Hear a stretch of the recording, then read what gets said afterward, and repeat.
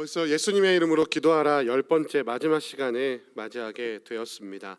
우리가 이 말씀을 들으면서 계속해서 기억할 수 있었던 것은 바로 예수님의 이름으로 기도합니다에 담겨진 참된 의미였습니다. 제가 어렸을 때도요, 기도하다가 마지막에 예수님의 이름으로 기도합니다 안 하면 뭔가 찝찝하고 하나님께서 안 들어주실 것 같고 뭔가 내가 기도한 게 다 취소가 되는 것 같아가지고 이렇게 기도하다가 가다가도 맞다, 예수님의 이름으로 기도 안 했다, 예수님의 이름으로 기도합니다 했던 기억이 나는데요. 그러나 우리의 기도는 예수님의 이름으로 기도한다는 것은 그러한 의미가 아니라 하나님께서 우리의 기도를 들어주시는 원리와 또 특권에 대해서 또 그 믿음과 그 담대함에 대해서 의미하고 있다는 사실을 우리 10번의 시간을 통해서 발견할 수 있었습니다. 오늘은 그 마지막 시간인데요, 오늘 제목이 대화 그 이상의 기도, 독백 그 이상의 기도라는 제목을 가지고 있습니다. 오늘 나눌 말씀은 두 가지 부분으로 나눠져 있다고 볼 수 있습니다. 첫 번째는 대화 그 이상의 기도, 두 번째는 독백 그 이상의 기도, 이렇게 두 가지로 나눠져 있는데, 우리 오늘 나눌 말씀은 어떤 말씀이냐면, 하나님께서 우리에게 기도를 주신 참된 목적이 우리의 어떤 착각이나 아니면 우리의 잘못된 생각 때문에 다른 의미를 가지게 되고, 혹은 그것 때문에 우리의 기도가 제한되거나 아니면 하나님의 진정한 의미, 뜻을 발견하지 못하게 되는 그 오해들에 대해서 우리가 함께 오늘 말씀을 나누게 될 것입니다. 우리 가장 먼저 우리 베드로전서 오늘 3장 12절 말씀 본문을 읽었는데요, 우리 다 같이 한번 다 같이 읽고 오늘 말씀 시작하도록 하겠습니다. 우리 다 같이 한번 읽어볼게요. 읽습니다. 시작. 주의 눈은 의인을 향하시고 그의 귀는 의인의 간구에 기울이시되 주의 얼굴은 악행하는 자들을 대하시느니라. 오늘 본 말씀은 이렇게 말하고 있습니다. 주의 눈이 누구를 향하신다고요? 의인을 향하신다고. 그러니까 하나님의 관심이 어디에 있다는 거예요? 네, 하나님의 관심은 솔직히 심판에 있지 않다는 것입니다. 우리가 말씀을 통해서 자꾸 심판하면은 막 두려운 마음을 가지거나 하나님이 우리를 혼내는 아버지의 이미지, 특별히 우리가 살아가는 인생 가운데 가부장제가 굉장히 강했기 때문에 아버지는 혼내는 사람, 어머니는 아픈 데를 위로해주는 사람이란 이미지가 강하게 박혀있기 때문에 하나님 아버지라고 하면 하나님은 나를 혼내는 사람 아니면 나를 심판하는 사람이라는 이미지를 갖고 있지만 아니라는 거예요. 하나님의 관심은 어디에 있다고요? 의인에게 있다고. 하지만 우리가 의인이 될 수 있는 이유는 무엇입니까? 하나님이 의인이라고 해주셨기 때문에 의인이 되는 것 아니겠습니까? 그러니 그의 사랑하는 자들, 그들의 의인을 향해서 하나님의 마음이, 하나님의 눈이 향해 있다는 사실을 우리는 꼭 기억하시고 하나님을 믿는 믿음으로 나아가시기를 주님의 이름으로 축원드립니다. 두 번째로 그의 귀는 무엇에 향해 있다고요? 앞에 안 나오니까 잘 모르겠죠. 성경책 들고 다니셔야 돼요. 그래서 그의 귀는 무엇에 향해 있다고요? 의인의 간구에 기울여 있다고 말씀하고 계십니다. 하나님의 눈이 우리에게 관심을 갖고 있다는 표시라면 그의 귀가 우리의 간구에 기울어져 있다는 건 무슨 뜻입니까? 하나님께서 우리에게 기도를 주신 목적이 여기에 있다는 것이죠. 우리의 필요, 우리의 간구, 우리의 하나님을 향한 그 음성에 하나님의 귀가 언제나 열려 있다는 것입니다. 이것을 통해서 우리가 얻을 수 있는 위로는 무엇이냐면, 우리가 어떤 기도를 하든 어떤 모양에서 어디에서 어떤 언어로 어떻게 기도하더라도 하나님께서는 100% 들어주신다는 것입니다. 할렐루야. 근데 여기서 들어주신다는 것은 그대로 행해주신다는 뜻이 아닙니다. 들어준다는 건 말 그대로 들어주신다는 거예요. 들어주신다는 거. 이것이 우리에게 얼마나 큰 위로가 되는지는 뒤에 더 자세히 나누도록 하겠습니다.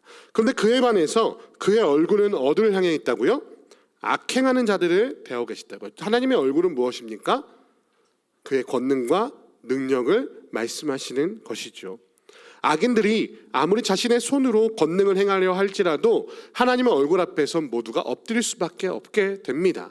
그의 모든 죄악이 드러나게 되고요, 그의 모든 악행이 드러나게 된다는 것입니다. 그러므로 우리의 기도는 단순히 푸념하는 것, 단순히 넋두리하는 것, 아니면 하나님께 그냥 나의 아픈 마음을 그냥 내어놓는 것 이상의 능력을 갖게 된다는 것이지요. 그것에 대해서 우리 오늘 함께 본문 말씀을 통해, 오늘 말씀을 통해 발견하시기를 주님의 이름으로 축원드립니다. 첫 번째, 대화 그 이상의 기도에 대해서 함께 나누겠습니다. 우리가 흔히 기도에 대해서 기도를 비유할 때 무엇에 비유를 많이 하죠? 첫 번째는 영혼의 호흡에 대해서 이렇게 비유하는 경우가 많이 있습니다. 근데 그와 더불어서 우리가 많이 하는 비유가 무엇이냐면 바로 대화입니다. 그런데 우리는 비유는 무엇 때문에 하는 것이죠? 비유는 이해하기 쉽도록 하기 위해서 하는 거죠. 근데 비유했다고 해서 A는 B와 같다가 A는 B다가 되는 것은 아니에요. 그렇죠? 근데 우리는 비유를 A는 B다로 착각하는 경우가 있다는 것입니다. 그것의 대표적인 게 뭐냐? 기도는 대화다라는 것이에요. 기도는 대화다라고 하는 것은 기도를 정의하는 것이 아니라 기도를 대화에 비유해서 우리의 기도가 어떤 의미를 갖는가를 이해하기 쉽도록 설명하기 위한 것이지, 기도 그 자체가 대화다라고 설명하는 것은 아니라고 말하고 있는 것입니다. 자, 기도를 하나님과의 대화로만 생각한다면 우리에게 그릇된 기대감이 생기는데, 어떤 것이냐면 성경에는 기도가 대화로 표현되어 있는 부분들이 있습니다. 대표적인 게 바로 선지자와 하나님 간의 대화로 성경이 기록되어 있는 부분이에요. 그래서 선지자가 하나님께 간구할 때 하나님의 영으로 혹은 천사로 아니면 하나님의 사자로 나타나셔서 그에게 음성을 전해 주십니다. 이것은 여호와의 말이니라 너는 이렇게 전달하라, 아니면 난 너에게 이렇게 말한다, 이것은 만군의 여호와의 말이니라, 이런 식으로 직접 음성을 들려주는 경우가 있어요. 그와 같이 우리가 기도할 때 하나님께서는 우리의 기도를 들어주시죠. 그리고 그 들으심에 대한 반응으로서 음성을 들려주실 때가 있습니다. 근데 제가 이렇게 말씀드리는 이유가 무엇이냐면, 때가 있지만 그렇지 않을 때도 있다는 것이에요. 맞죠? 네. 그래서 우리가 기도를 이퀄 대화라고 하면은, 우리가 기도할 때 하나님의 어떤 신비한 음성이나 우리 마음속에 어떤 음성이 들리지 않으면, 어떤 신비한 그런 경험이 없으면 내가 기도를 잘못하고 있나? 아니면 내 기도가 잘못됐나? 내가 잘못된 것을 구했나? 하나님의 마음에 합하지 않나? 이러한 염려가 생길 수 있다는 것이에요. 그래서 기도라는 것은 단순한 대화 이상의 것이라는 것이 바로 여기서 우리가 나누고자 하는 것입니다. 자, 대화는 무엇이죠? 대화는 내 의견을 말하면 상대방도 의견을 말하는 거예요. 그렇죠? 이 대화를 통해서 우리는 합의점을 찾을 수도 있지만, 오늘날의 경우를 보면 많은 경우에 합의점을 찾아야 못 찾아요. 합의점을 찾기가 어려워요. 극한 대립으로 끝나는 경우도 있고요. 대화를 빙자해서 자기 말만 하는 경우가 훨씬 더 많습니다. 그렇죠? 우리의 기도도 그럴 때가 있지 않습니까? 하나님의 마음이 어떤지, 하나님의 말씀이 무엇을 우리에게 가르치고 있는지는 생각 안 하면서 그냥 내 생각만을만 따따따따따따 말하면서 주님 들었죠? 그러니까 응답해 주세요 하는 경우가 분명히 있다는 거예요. 하지만 기도는 대화 그 이상의 것입니다. 그래서 기도란 친구들이나 가족들과의 불충분한 대화, 그러니까 불충분한 소통, 불충분한 커뮤니케이션의 한계를 가진 것이 아니라는 것입니다. 그래서 기도는 오히려 역동적인 독백이라고 오늘 저자가 표현하고 있는데요. 역동적인 독백. 왜냐면요, 내가 혼자서 말하는 것 같지만 그 안에서 역동적인 어떠한 일들이 벌어지기 때문입니다.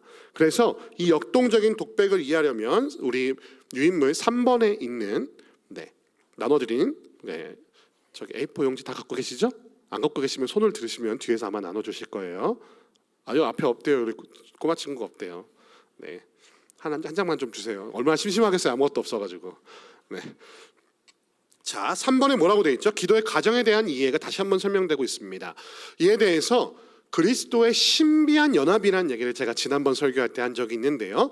그 신비한 연합이 여기서도 또 등장하게 되는데요. 첫 번째는 성령님이 우리 신자, 성도의 심령을 감동시키셔서 하나님 아버지께 말씀을 올리게 합니다. 이게 바로 기도입니다. 그렇죠? 기도라는 무엇이냐면 성령 하나님께서 우리 마음속에 감동을 주셔서 생각나게 하시고 깨닫게 하시는 바, 하나님의 그 마음을 이해하게 하셔서 그것을 하나님께 입술로 고백하게 하는 행위, 그것이 바로 기도입니다. 거기에는 간구도 있을 수 있고 찬양도 있을 수 있고 중보도 있을 수 있습니다. 다양한 내용들이 하나님의 마음에 우리에 담아져서 우리가 기도하게 하지요. 그런데 그 기도를 누가 전달하시냐면 중보자 되신 예수 그리스도께서 하나님과 우리의 사이에 계셔서 중보자로서의 역할로, 중보자는 무엇입니까? 다리 놓는 사람이죠. 중보자로서 하나님께 그 말씀을 전달해 주시는 거예요. 그래서 우리가 예수님의 이름으로 기도하는 것이죠. 예수님의 이름으로 기도하면 하나님께서는 사실 우리 인간, 죄악된 인간의 기도에 귀를 기울이실 이유가 하나도 없습니다. 그러나 우리가 예수 그리스도를 구주로 영접한 순간 성령님이 우리 안에 내주하게 되시고 그로 말미암아 구원의 사역이 시작되게 되고 그 과정에서 우리는 점차 그리스도의 신비한 연합으로서 그리스도의 신분, 양자됨이라고 했죠. 그리스도의 신분을 얻게 되는 거예요. 그래서 나 자신 그 자체로는 하나님께 기도할 수 있는, 하나님께서 내 기도를 들으실 이유가 전혀 없지만 그 양자됨의 원리를 통하여 우리 또한 하나님의 자녀로서 여겨주시는 거예요. 그리스도의 그 신비한 연합으로 통하여 그 아들의 음성으로 우리의 음성을 여겨주시는 것이죠. 우리가 기도하는 것을 예수님이 기도하는 것과 똑같이 받아들여 주신다는 것입니다. 그래서 존중하여서 하나님께서 사랑으로 응답해 주십니다. 그런데 이제 이 응답에서 우리가 대화로만 생각하면 이 응답에 대해 오해하게 되는데, 뭔가 음성을 들어야 된다, 뭔가 메시지를 들어야 된다, 뭔가 필링이 와야 된다, 뭔가 감동이 있어야 된다 생각하는데 그렇지 않다는 거예요. 오히려 성령 하나님께서 역사하심으로 말미암아 우리의 기도 응답이 어떻게 이루어지게 되냐면요, 4번입니다. 그분이 신자의 생각과 의향을 일깨워서 신령한 뜻에 몰두하게 하시며 또한 의지를 불러일으키신다. 이게 어려운 말로 써 있는데 쉽게 말하면 이런 것입니다. 우리의 생각이 하나님의 마음과 점차 일치하게 되어져 간다는 것입니다. 할렐루야, 아멘. 그게 바로 기도가 단순히 대화가 아닌 이유입니다. 만약에 대화라면 내가 하나님께 내 하고 싶은 말 하고 하나님 하고 싶은 말을 내게 하고 그러면 우리 가운데 합의가 만들어지기가 어려워. 왜? 내 육체의 소욕과 내 안에 있는 하나님의 성령의 소욕은 결코 일치할 수가 없어요. 또 하나님의 거룩하심과 죄에는 타협점이 없습니다. 정치에는 타협점이 있어요. 나 하나 줄 테니 너 하나 줘, 이게 돼요. 두꺼봐 헌집 줄게 새집 나, 이거 말이 안 되죠 사실은. 근데 두꺼비는 줄 수 있다는 거예요. 멍청하니까. 그런 타협점이 있을 수 있지만 하나님과 죄악된 우리 사이엔 타협점이 없다는 거예요. 그러므로 하나님과의 대화가 성립될 수 있는 단 하나의 방법은 무엇이냐면 우리가 하나님의 마음으로 우리 안에 채워 우리가 하나님의 마음으로 변화되는 것입니다. 할렐루야. 네, 그래서 그게 기도가 대화 그 이상이라는 것입니다. 성령 하나님이 하시는 일은 무엇입니까? 생각나게 하시고 깨닫게 하시는 능력입니다. 믿으십니까? 우리 안에 내주하시는 그 성령 하나님께서 우리에게 기도에 감동을 주시는 이유는 무엇이냐면 우리가 하나님께 간구할 때에 처음에는 좀 잘못된 것 구할 수도 있어요. 내 욕심으로 구하기도 하고 정욕으로 구하기도 하고, 그리고 하나님의 마음이 무엇인지 말씀을 읽지 않으니까, 말씀을 알지 못해서 하나님의 뜻이 무엇인지 몰라서 잘못된 걸 구할 수도 있어요. 그런데 하나님은 너무나도 신실하셔서 우리가 잘못 구한 것 또한 예수님의 음성으로 들어주시고 신실한 사랑으로 응답해 주신다는 거예요. 그래서 어떤 방법으로 응답해 주세요? 우리의 필요를 채워주시고 내가 잘못 구한 것보다 더 좋은 것으로 이루어 주시고 일하여 주시고 생각나게 하시고 깨닫게 하시는 방법으로, 아, 하나님의 뜻이 내 생각과 다르구나, 그러니 나는 하나님의 뜻을 쫓아 살아가야겠다 라는 마음을 성령 하나님께서 깨닫게 해주신다는 것이죠. 그래서 우리의 기도는 점점 어떻게 되냐면 하나님의 마음에 합하도록 변화되어져 간다는 것이죠. 그것이 기도의 유익입니다. 그 기도의 능력입니다. 기도가 우리에게 필요한 이유입니다. 우리가 기도하지 않으면 이러한 유익을 얻지 못하기에 우리의 마음은 점차 하나님의 마음이 아니라 내 육체의 소욕으로 가득 차게 되는 것입니다. 그래서 우리는 기도해야 된다는 것이에요. 기도해야 된다는 것이에요. 그래서 기도를 호흡이라 말하고 있는 것입니다. 호흡 안 하면 어떻게 됩니까? 죽어요. 그래서 기도를 호흡이라고 하는 거예요. 기도하지 않으면 우리의 영혼이 죽습니다. 왜? 하나님의 마음으로 채워지지 못하니까. 그렇다면 정반대의 길을 갈 수밖에 없지 않겠습니까? 내 육체의 소욕을 쫓아서 그 죄악의 길로, 죽음의 길로, 사망의 길로 나아갈 수밖에 없다는 거예요. 그래서 성령 하나님은 지금도 우리 안에서 말할 수 없는 탄식으로 우리는 마땅히 구할 바를 알지 못하기에 친히 간구하시는 것입니다. 할렐루야. 그 성령 하나님께서 생각나게 하시고 깨닫게 하시는 바를 통하여 그 하나님의 마음을 알아가는 기도의 자리로 나아가시는 여러분과 제가 되기를 주님의 이름으로 축원드립니다. 근데 놀라운 일은 무엇인 줄 아십니까? 그런 부족한 우리의 기도를 들으시고 하나님께서 응답하시기 때문에 그 하나님의 마음을 우리에게 채우심과 동시에 하나님의 창조 세계 또한 변화되기 시작한다는 것입니다. 이게 놀라운 일입니다. 여러분, 여러분의 힘으로 하나님의 창조 세계를 변화시킬 수 있습니까? 여러분의 힘으로 하나님의 창조 세계를 순종하게 할 수 있습니까? 어제 비가 많이 왔는데요, 제가 운전하면서 답사를 갔다 왔어요. 네, 수요일 날. 벌써 이틀이나 지났네요. 네, 이틀이나 벌써 시간이 이렇게 빨리 가는 모르겠어요. 수요일 날 아침 9시에 저기 답사하러 갑자기 지명이 생각나요. 문경에 갔는데요. 아침에 출발할 때 제가 출발하는 청년들하고 이렇게 얘기했어요. 얘들아, 기도해라. 살아 돌아올 수 있게. 우리가 출발하는 이 길이 수련회의 즐거운 길이 될 수 있도록, 아니면 천국으로 직행할 수도 있다. 천국 가는 길이 아니라 답사 가는 길이 되도록 기도하자라고 했어요. 비가 얼마나 많이 오던지. 근데 여러분, 놀라운 일은 무엇인지 아십니까? 남쪽에 가니까 해가 나더라고요. 비가 안 와요. 이게 응답하신 것인지 지리적 문제인지는 모르겠지만 어쨌든 하나님은 저희가 온전함을 통하여 선하게 역사하셔서 기도에 응답하시지 않았습니까? 네, 감사했죠. 우리는 저 비 많이 오는 저 하늘 향하여 멈춰라! 멈출 수 있습니까? 멈출 수 없어요. 하지만 하나님은 하실 수 있는 줄 믿습니다. 할렐루야. 그게 우리의 기도의 놀라운 능력이라는 것입니다. 우리 에베소서 1장 18절에서 23절, 우리 조금 길긴 한데 우리 조금씩 한번 읽어볼까요? 천천히 23절 말씀까지 다 같이 읽습니다. 시작.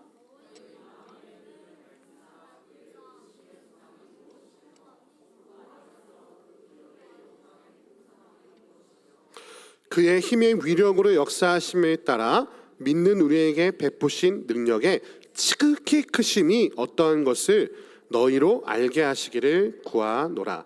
그의 능력이 그리스도 안에서 역사하사 죽은 자들 가운데서 다시 살리시고 하늘에서 자기의 오른편에 앉히사 모든 통치와 권세와 능력과 주권과 이 세상뿐 아니라 오는 세상에 일컫는 모든 이름 위에 뛰어나게 하시고 또 만물을 그의 발 아래에 복종하게 하시고 그를 머리에 교회의 머리로 삼으셨느니라.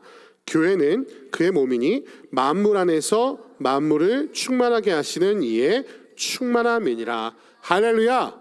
아멘. 이게 무슨 얘기냐면요, 하나님께서 너희를 구원하시기 위해 그리스도를 보내주셨고 그를 죽은 자 가운데서 살리신 그 일을 지금 사도 바울이 에베소 교회 사람들한테 설명하기 위해서 하나님의 그 크신 능력이 지금 너희 가운데 역사하고 있는 것을 내가 깨닫게 하고 싶다라고 지금 설명하고 있는 부분입니다.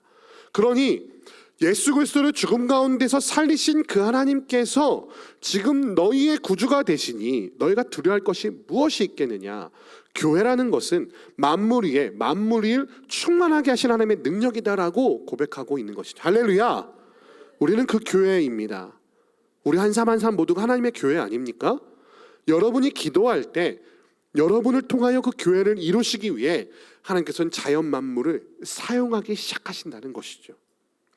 그 기도에 놀라운 은혜와 충만함을 누리시는 여러분과 제가 되기를 주님의 이름으로 축원드립니다.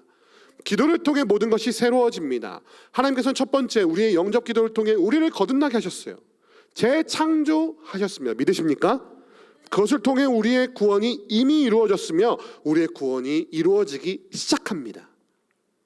그것을 통해 하나님께서는 그 기도를 통하여 우리를 변화시키기 시작하시는데요, 나만 변화시키시는 것이 아니에요. 그냥 내 시점이 바뀌니까, 내 관점이 바뀌니까 세상이 바뀌는 걸로 끝내지 않으십니다.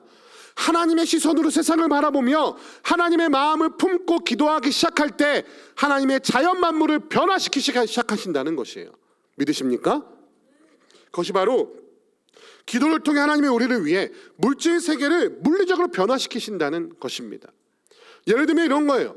여러분이 부모님의 구원을 위해서 기도합니다. 그런데 몇 년이 걸릴지 몰라요. 그렇죠? 빨리 구원받으시면 좋겠어요. 그런데 어떤 분들은 15년, 어떤 분은 20년, 어떤 분은 30년, 어떤 분은 40년도 기도했다고 해요. 평생을 기도해서 돌아가시기 바로 직전에 겨우 구원받으신 분들도 있어요.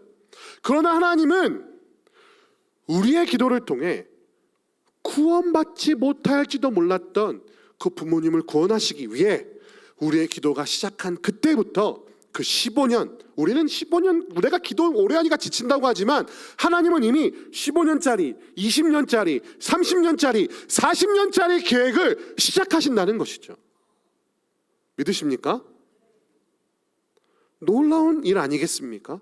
그것을 위해 하나님께서 얼마나 많은 자연 만물을, 얼마나 많은 사람들을 통해 그에게 복음을 전하기 위해 자연 만물을 움직이기 시작하셨을까요? 그가 밟는 땅, 그가 호흡하는 공기, 그가 살아가는 그 자연의 현장에서 그가 구원받도록, 그가 하나님을 바라볼 수 있도록 일하기 시작하신다는 것입니다. 여러분, 우리가 예수님의 이름으로 기도하지 않는다면 백날 기도해 보세요. 사람이 변하는가? 안 변해요. 나도 안 변하는데 어떻게 다른 사람을 바꿀 수 있겠습니까? 그러나 우리가 그 영혼을 위해 예수님의 이름으로 기도할 때 하나님께서 자연 만물을 변화시키기 시작하시며 그 사람을 구원받도록 변화시키기 시작하신다는 것입니다. 기도에 소망이 있으십니까? 하나님께서 여러분을 위하여 자연 만물을 변화시키신다는 것이죠. 또 우리를 변화시키십니다. 우리의 시선을 바꿔서 그 자연 만물의 본질을 볼 수 있도록 만들어 주신다는 것이죠. 대표적인 게 무엇이냐면 고난을, 그 본질을 볼 수 있는 능력을, 그 눈을 우리에게 주신다는 것입니다. 세상 사람들은 원망하며 살아갑니다. 불평하며 살아가죠. 아, 내 인생 꼬여서 내 운명은 왜 이런가? 내가 부모님을 잘 만났으면 이렇지 않았을 텐데, 내가 학교에서 그 선생님 만나지 않았으면 잘 됐을 텐데, 내 직장에서 그 선배 만나지 않았으면 잘 됐을 텐데, 다른 사람들을 불평하고 원망하면서 그 모든 고난 앞에서 좌절하고 꺾이면 넘어지며 살아갑니다. 그러나 예수 그리스도의 이름으로 기도하는 자에게 그 눈을 띄게 하사 그것을 통해 우리를 어떻게 성장시키기를 원하시는지 볼 수 있도록 보여주신다는 것이에요. 할렐루야. 그래서 위기를 우리는 믿음으로 위장된 축복이라고 말하는 것입니다. 우리는 위기가 다가올 때 믿는 자들이 이렇게 말합니다.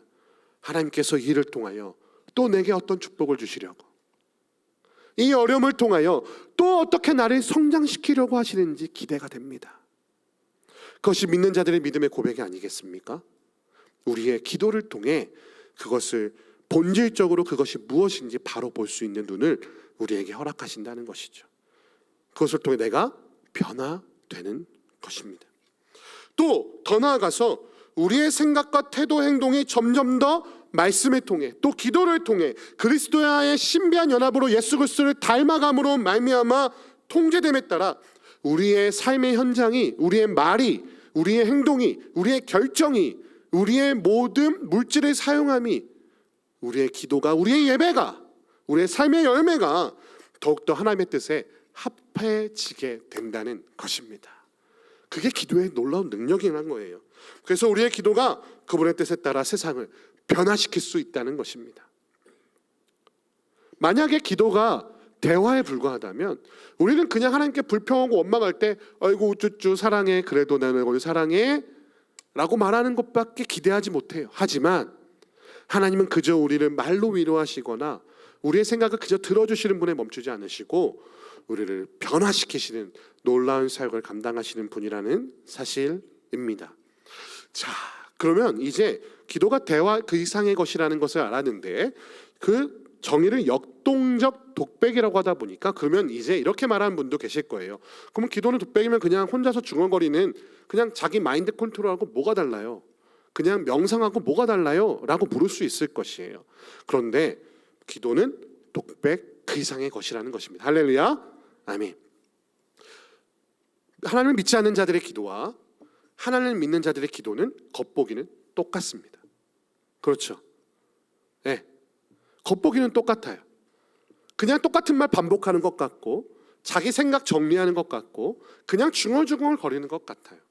겉으로 보기는 같지만 그 안에 담겨져 있는 영적 세계는 전혀 다르다는 것이 하나님의 말씀의 설명이라는 사실을 기억하시는 여러분과 제가 되기를 주님의 이름으로 축원드립니다. 일반적으로 기독교의 기도와 타종교의 기도가 다른 것은요, 타종교의 기도는 대부분 무엇이냐면 내 안의 목소리를 들으려고 하는 것이에요. 내 안의 목소리에.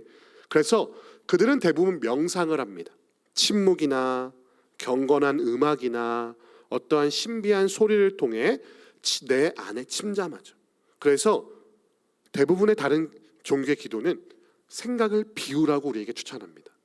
생각을 비우라고 해요. 마음을 비우십시오. 생각을 비우십시오. 자신의 목소리에 귀를 기울이십시오. 내 안의 욕망이 무엇인지, 내가 정말 원하는 게 무엇인지, 당신이 정말 하고 싶은 것이 무엇인지 자기의 안의 음성에 귀를 기울이십시오라고 말합니다. 그래서 사람들이 그것에 집중하기 위해서 자신 안에 침잠하게 됩니다. 그러나 사랑하는 성도 여러분, 우리 안엔 선한 것이 없습니다. 우리 안엔 선한 것이 없습니다. 왜? 우리 안은 죄로 말미암아 완전히 타락했기 때문입니다. 인정하십니까? 만약에 우리 안에 선한 것이 있다면, 내 내면에서 선한 것을 한 톨이라도 꺼낼 수 있다면 우리는 명상해야 됩니다. 세상이 주는 소리에서 귀를 끊고 내 마음속에 있는 음성에 귀를 기울여야 되겠습니다. 그러나 우리 안에는 선한 것이 하나도 없기에 우리는 우리의 마음의 소리에 목소리를 기울여서는 안 됩니다. 그래서 대부분의 경우에 이 명상의 목적은 무엇입니까? 나의 근원 속에 있는 충실한 욕망을 충족시키는 것밖에 되지 않아요. 그것은 정신적으로 건강할 수는 있습니다. 왜? 내가 진정으로 원해서 내 욕망을 충족시킬 수 있는 방법을 찾을 수 있거든요. 그래서 대부분 그 방법들은 성공하기 위해서, 더 많은 물질을 얻기 위해서, 사람들의 인정을 받기 위해서, 아니면 사람들의 인정이 아니더라도 나 자신의 만족을 위해서 그 욕망을 충족시킬 때가 많이 있습니다. 우리 그리스도인들의 기도도요, 독백에 불과하게 된다면 이러한 한계를 가질 수도 있습니다. 우리가 예수 그리스도의 이름으로 기도하는 것이 아니라 그저 독백하며 마인드 컨트롤하며 난 할 수 있어, 난 잘 될 거야, 하나님께서 날 잘 되게 하실 거야, 하나님 날 사랑하시니까 내가 원하는 걸 다 채워주실 거야 라는 기복신앙이나 아니면 자본주의적 신앙관으로 나 자신을 채워간다면, 내 욕망을 채워가려고 한다면 그것은 그저 독백에 불과한 기도가 될 것입니다. 그러나 우리의 기도가 이러한 독백이나 명상과 다른 것은 무엇이냐면, 절 따라해 봅시다. 하나님께서 들으시기 때문이다. 할렐루야! 아멘. 여러분의 있는 근원적인 죄악적 욕망을, 그것을 다 들으시는 하나님 앞에서 그거 채워주십시오라고 기도할 수 있겠습니까? 그럼 어떻게 될까요? 내 죄악을 더 드러내게 되겠죠. 그렇지 않습니까? 그래서 일반적인 기도, 일반적인 명상, 일반적인 묵상과는 다르게 우리는 내 안에 있는 내 목소리에 기울이지 않고요, 내 안에 계신 성령님의 음성에 귀를 기울이는 것입니다. 믿으십니까? 그럼 성령님은 어떻게 하실까요? 생각나게 하시고 깨닫게 하십니다. 무엇을? 하나님의 말씀을. 그래서 우리는 기도와 무엇이 밸런스를 맞춰야 되냐면요, 말씀 묵상과 밸런스를 맞춰야 되는 거예요. 내 안에 하나님의 말씀이 1도 없어요. 말씀을 몰라요. 안 읽어요. 그러면은 성령님의 목소리와 내 안의 욕망의 목소리를 구별할 수 있는 능력이 있을까요? 없을까요? 없어요. 그러니 말씀에 무지한 사람들이 하나님의 이름을 망령되이 일컬으며 내 뜻과 내 욕망을 하나님의 뜻과 구별하지 못해서 하나님의 이름으로 죄악을 저지르게 되는 것입니다. 그러나 우리는 말씀으로 채워진 그 안에서 성령 하나님께서 그것을 하나하나 꺼내어 우리에게 먹여주시고 우리에게 생각나게 하시고 깨닫게 하심으로 말미암아 하나님의 뜻이 무엇인지 알게 되는 것입니다. 이 모든 것은 우리의 독백과도 같은 그 기도를 하나님께서 들으시기에 가능한 일입니다. 예를 들면 이런 거예요. 주님, 내 안에는 사랑이 없습니다. 나는 사랑할 수 없는 사람인가 봅니다. 태생적으로 사랑을 받지 못하고 살았고요. 부모님이 사랑이 뭔지도 안 알려줬고요. 내 아내와는 그저 조건만 보고 사랑한다고 착각해서 결혼했는데 지금 보니 사랑이 하나도 없는 것 같습니다. 나는 사랑을 경험해보지도 못했고 사랑하는 방법도 모르기 때문에 나는 사랑할 수 없습니다. 내가 어떻게 사랑할 수 있겠습니까? 라고 기도하신다면 하나님께서는 말씀을 통해 우리에게 이렇게 깨닫게 하실 것입니다. 하나님은 사랑이시라. 너는 내 이웃을 내 몸과 같이 사랑하라. 남을 사랑할 줄 모르는 사람들이요, 자기 스스로는 얼마나 사랑하는지 모릅니다. 날 사랑하기에 나를 가꾸고 나를 사랑하기에 내 욕망을 충족시켜주는 거 아니겠습니까? 나를 사랑하기에 나를 보호하려고 방어 본능을 취하는 것 아니겠습니까? 그러므로 내 이웃을 내 몸과 같이 사랑하라. 이 말씀이 이웃을 사랑할 수 있는 좋은 말씀의 근거가 된다는 것이죠. 이와 같이 성령 하나님께서는 우리에게 그 말씀을 통해 우리의 기도에 응답하십니다. 우리가 기도할 때 하나님께서 들으시기에 하나님께서 내 안에 있는 그 말씀, 내가 묵상한 그 말씀을 통해 하나님의 뜻을 깨닫게 해주신다는 것이죠. 우리는 기도할 때 허공에 대고 기도하는 것 같습니다. 허무할 때가 있습니다. 저도요, 기도하고 나서 허무할 때가 있어요. 이거 기도한다고 될까? 제가 기도할 때 가장 많은 허무함을 느끼는 기도가 무엇이냐면 한국교회가 다음 세대 좀 살렸으면 좋겠다는 기도할 때입니다. 한국교회가 정말로 다음 세대를 정말로 생각했으면 좋겠다. 나부터, 우리 교회부터 그랬으면 좋겠다. 제가 청소년 캠프 사역을 오래 했는데요, 그 캠프 사역할 때마다 느끼는 게 뭐냐면 매년 숫자가 준다는 거예요. 처음에 제가 청소년 캠프 할 때 막 1000명씩 모였거든요. 근데 해가 마지막 해에는 한 200명 모이더라고요. 청소년이 없어요. 근데 정말로 청소년이 없냐면 청소년이 있어요. 근데 교회가 그들을 돌보지 않다는 것이죠. 다 뿔뿔이 흩어져 있습니다. 청소년들.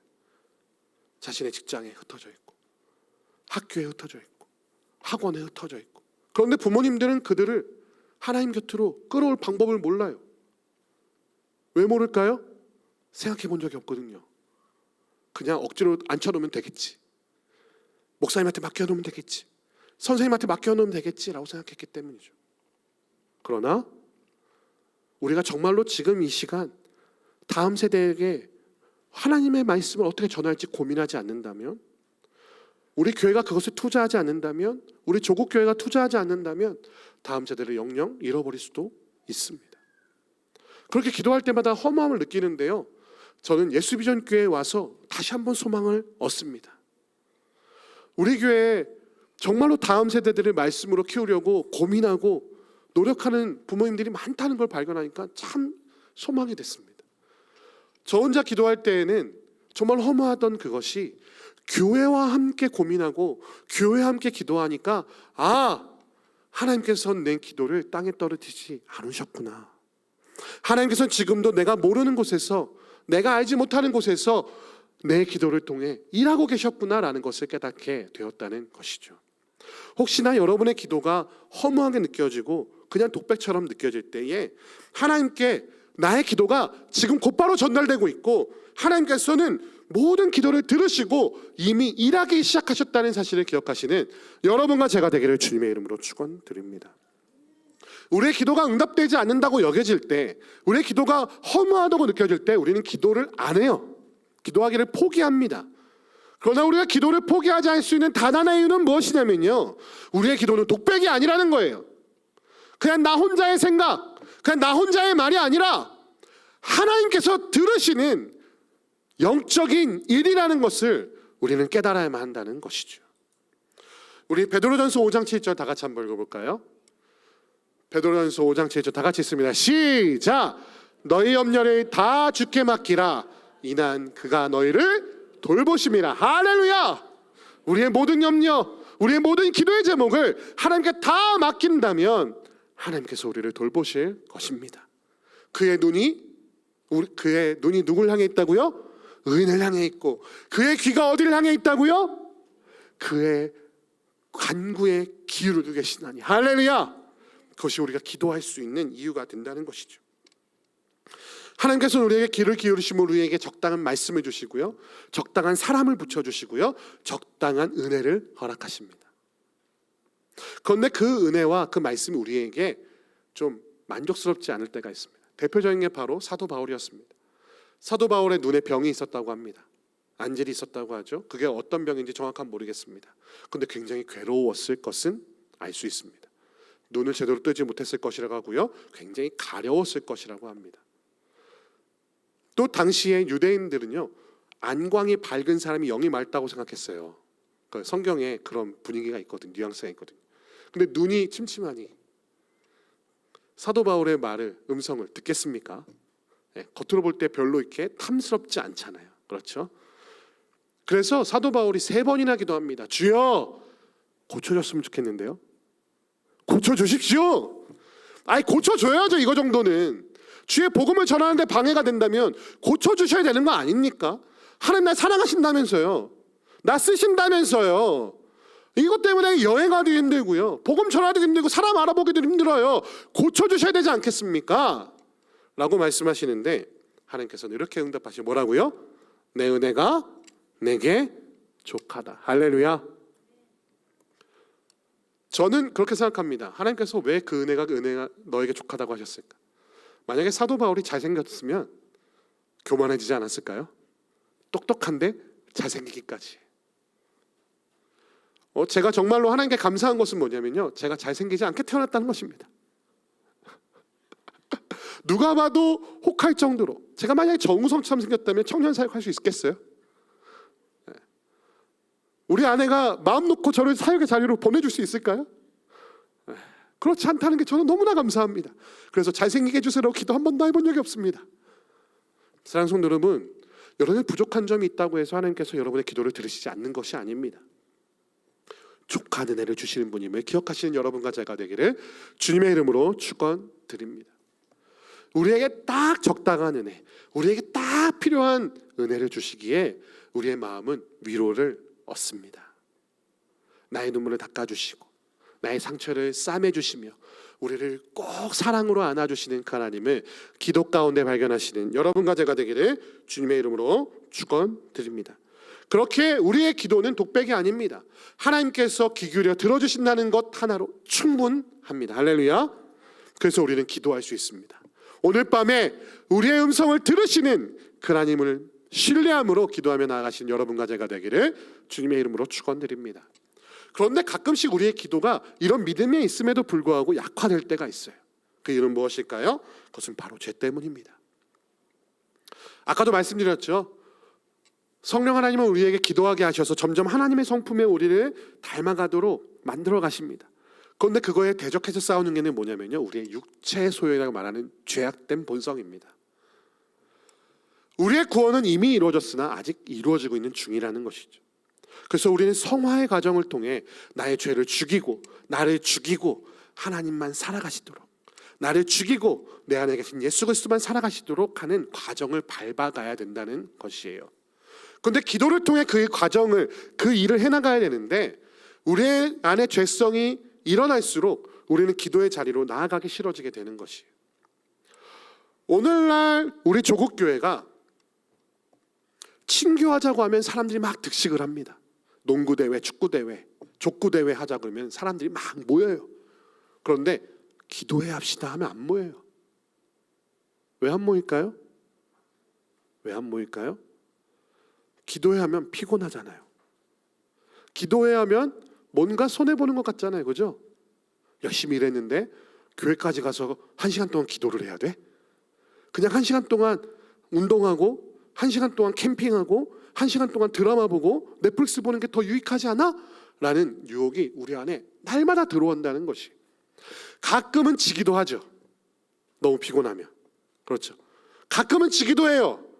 약속이 있으면. 가끔은 지기도 합니다. 배고프면. 그러나 그 죄가 나를 하나님으로부터 멀어지게 하고 있다는 것을 내 기도 시간이 점점 줄어들수록, 내가 기도의 자리로 나아가기를 멈출수록 내가 그 죄 가운데 거하고 있다는 사실을 발견할 수 있다는 것이죠. 우리의 기도가 약해지고 있다면, 내 기도의 소망을 잃고 내 기도가 짧아지고 있고 내 기도가 줄어들고 있다면 내가 죄 가운데 있진 않은지, 내 죄악이, 나의 육체의 소욕이 나를 다스리고 있지 않은지 살펴볼 필요가 있다는 것입니다. 그러한 여러 가지 죄악의 모습을 저자는 기록하고 있습니다. 그러면 또 반대로 내가 열심을 내서 내가 최선을 다하면 내 죄를 닿을 수 있지 않을까라는 생각이 들기도 합니다. 그래서 40일 금식 기도를 해보도록 하고요, 새벽 기도를 시작하면 내가 좀 변화될까? 이런 자기 열심을 낼 때도 있습니다. 그런데 그것도 반대로 하나님의 뜻을 내 안에 채우는 온전한 기도의 목적과 벌어질 수 있습니다. 그러한 자기 만족이, 그러한 자기 열심이 기도를 약화시키기도 합니다. 그냥 매일 새벽에 나와서 그 자리에 앉아 있는 것만으로 만족하게 된다면 그 자리에서 하나님의 음성을 들을 수 있겠습니까? 그냥 예배의 자리에 나아가서 앉아 있는 것만으로 기뻐한다면, 그냥 하루에 3번 성경을 3장 읽는 것으로, 그냥 공동체 성경 읽기 오늘치 들었어, 이것을 만족한다면 그 말씀에 담겨져 있는 하나님의 진정한 뜻을 발견할 수 있을까요? 그렇지 못한다는 것이죠. 반대로 우리의 의로움으로 하나님의 기도 응답을 살 수 없다는 것을 기억해야만 한다는 것이죠. 그렇다면 우리가 더 기도에 힘을 낼 수 있는 것은 무엇일까요? 첫 번째는 바로 겸손이라고 말하고 있습니다. 겸손은 하나님께서 우리의 기도를 축복하시는 것은 우리의 기도가 완벽하기 때문이 아니라는 것을 인정하는 것입니다. 그래서요, 하나님께서는 여기 앉아있는 어린아이의 기도를 들으시기를 기뻐하십니다. 어린아이는요, 기도를 열심히 이렇게 잘하려고 하지 않아요. 멋지게 하려고 하지 않습니다. 폼나게 하려고 하지 않습니다. 어떻게 해요? 있는 그대로 말하죠. 마치 내 엄마, 아빠에게 고백하는 것처럼 있는 그대로의 필요를 말하고 나의 잘못됨을, 용서를 구할 수 있는 어린아이 같은 마음으로 기도하시는 여러분과 제가 되기를 주님의 이름으로 축원드립니다. 또 하나는 바로 헌신입니다. 아까 말했던 것처럼 그저 모양만 남은 일은 우리를 만족시키지 못하지만, 우리의 경건한 습관은 우리에게 하나님께 나아갈 수 있는 좋은 도구가 될 수 있습니다. 그러니까 목적과 도구가 바뀌면 안 된다는 얘기예요. 도구로 사용해야 될 걸 목적으로 삼으면 안 된다는 거예요. 매일 주일날 예배 가는 것이 목적이 되면 안 되고요, 그것이 도구가 되어야 됩니다. 그러한 도구를 우리 한국교회는 많이 갖고 있습니다. 대표적으로 새벽 기도가 있고요, 수요 예배가 있고요, 또 뭐가 있죠? 오늘 금요 기도회가 있습니다. 우리 조국교회, 한국교회 금요 기도회 없는 곳은 별로 없어요. 수요 예배가 없는 곳은 가끔 있거든요. 근데 금요 기도회가 없는 곳은 없어요. 하나님께서 우리를 기도의 자리로 얼마나 부르시기를 원하시면, 대한민국의 교회가 얼마나 많은데 그 모든 교회가 금요일 날 이 시간이면 모여서 기도하게 하실까요? 할렐루야, 아멘. 하나님께서 주신 이 기회를 놓치지 않으시는 여러분과 제가 되기를 주님의 이름으로 축원드립니다. 기도의 자리로 나아갈 수 있는 기회를 주시는 거예요. 우리가 세례 받을 때 이렇게 결단합니다. 저는 교회의 공적인 모임에 열심히 참여하겠습니다. 여러분, 세례 받을 때 그 고백하신 거 다 기억하십니까? 기억하세요? 자, 그렇다면 공식적으로 공모임이, 공예배가 무엇일까요? 공예배가 무엇일까요? 일반적으로 공예배는 주보에 기록되어 있는 예배입니다. 여러분 세례 받으시고 입교하실 때 공예배에 열심히 참석하셨다고 하나님 앞에서 약속하셨죠?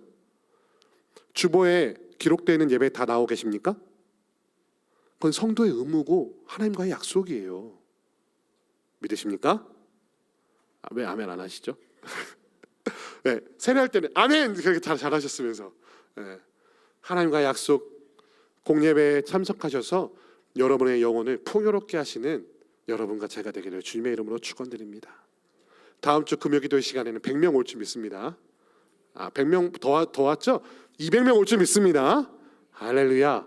그저 주일 한 번의 예배에 만족하지 마시고요, 여러분의 기도의 자리로 여러분의 스스로를 인도하십시오.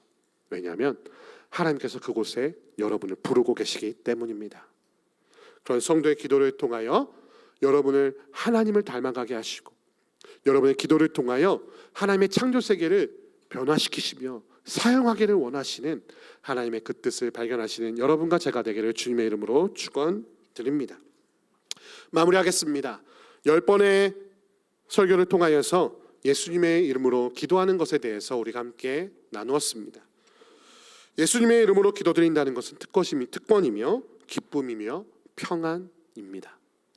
하나님을 닮아가게 되는 것이고요, 하나님께서 우리를 부르신 참된 목적을 이루어가는 유일한 방법입니다. 예수님의 이름으로 기도한다는 것은요, 그저 기도를 마무리하는 주문의 일종이 아니고요, 우리가 기도로 나아가는, 하나님의 자녀로 성장해 나가는 하나님의 사랑의 명령임을 기억하시는 여러분과 제가 되기를 주님의 이름으로 축원드립니다. 그래서 그것을 통해 우리는 날마다 이렇게 기도할 수 있는 것입니다. 하나님, 나를 통하여 하나님 당신의 뜻을 이루어 주십시오. 할렐루야. 예수님의 이름으로 기도드립니다. 아멘. 할렐루야. 우리 그리스도의 나라가 확장되기를 구하는 기도 함께 읽으시고요, 우리 찬양하고 말씀을 기억하며 기도하도록 하겠습니다. 다 같이 읽습니다. 시작. 보이는 것과 보이지 않는 모든 것들의 하나님, 예수님의 강한 이름으로 오늘 주님께 나아갑니다. 우주를 존재케 하시고 그 권능의 말씀으로 만물을 보존하시며 제 영혼을 위해 보혈을 흘리실 정도로 사랑하시는 그분을 통해 주님의 주권적인 통치가 제 삶에 임하길 간구합니다. 성령의 지혜와 예수님의 중보로 주님께 전달되는 제 기도를 통해 주의 피조물을 변화시키소서. 제 심령 속에서 역사하는 주의 말씀과 성령으로 저를 변화시키소서. 제 구주의 영광을 위해 저를 새롭게 지으심으로 저의 세계를 새롭게 하소서. 구주의 통치를 위해 제 기도들을 활용하사 기도의 그리스도의 나라가 확장되게 하소서.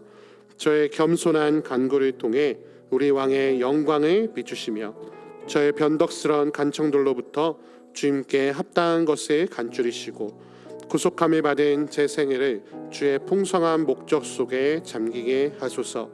그리스도께서 저와 함께 제 아래, 제 뒤에, 제 앞에, 제 아래에 그리고 제 위에 늘 계시길 원합니다. 주의 영원한 은혜가 늘 필요함을 고백하며 주의 끊임없는 은총을 간구합니다. 예수님의 이름으로 지금부터 영원까지 기뻐하는 가운데 제 안에서 그리고 저를 통해 예수 그리스도께서 찬양받으시길 원합니다.